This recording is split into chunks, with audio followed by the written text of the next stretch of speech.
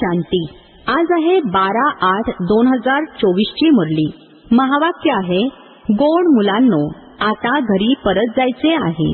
त्यामुळे बाबांची आठवण करण्याची आणि आपले चरित्र अर्थात वर्तणूक सुधारण्यासाठी मेहनत करा. प्रश्न आहे, अज्ञानाच्या झोपेमध्ये झोपविणारी अशी कोणती गोष्ट आहे, त्यामुळे काय नुकसान झाले आहे? उत्तर आहे, कल्पाचे आयुर्मान लाखो वर्ष आहे असे म्हणणे हीच अज्ञानाच्या झोपेमध्ये झोपविणारी गोष्ट आहे. यामुळे ज्ञान नेत्रहीन झाले आहेत. घराला फार दूर समजतात.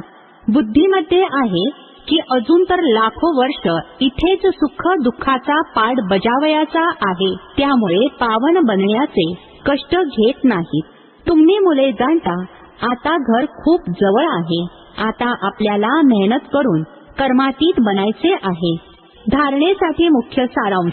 पहिला पॉइंट आहे, नरापासून नारायण पद प्राप्त करण्यासाठी बेहदच्या बाबांकडून बेहदचा अभ्यास शिकून इतरांना शिकवायचा आहे. आप समान बनविण्याची सेवा करायची आहे.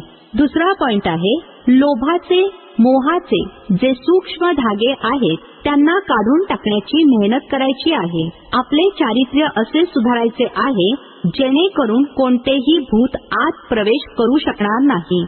आजचे वरदान आहे, भगवान आणि भाग्य यांच्या आठवणीने इतरांचे देखील भाग्य घडविणारे खुशनुमा खुशनसीब भव. स्पष्टीकरण आहे, अमृत वेळेपासून रात्रीपर्यंत आपले वेगवेगळे भाग्य स्मृतीमध्ये आणा आणि हेच गाणे गात रहा. वाह माझे श्रेष्ठ भाग्य. जे भगवान आणि भाग्य यांच्या स्मृतीमध्ये राहतात तेच दुसऱ्यांना भाग्यवान बनवू शकतात. ब्राह्मण म्हणजेच सदा भाग्यवान, सदा भाग्यशाली. कोणाची हिंमत नाही की ब्राह्मण आत्म्याची खुशी कमी करू शकेल.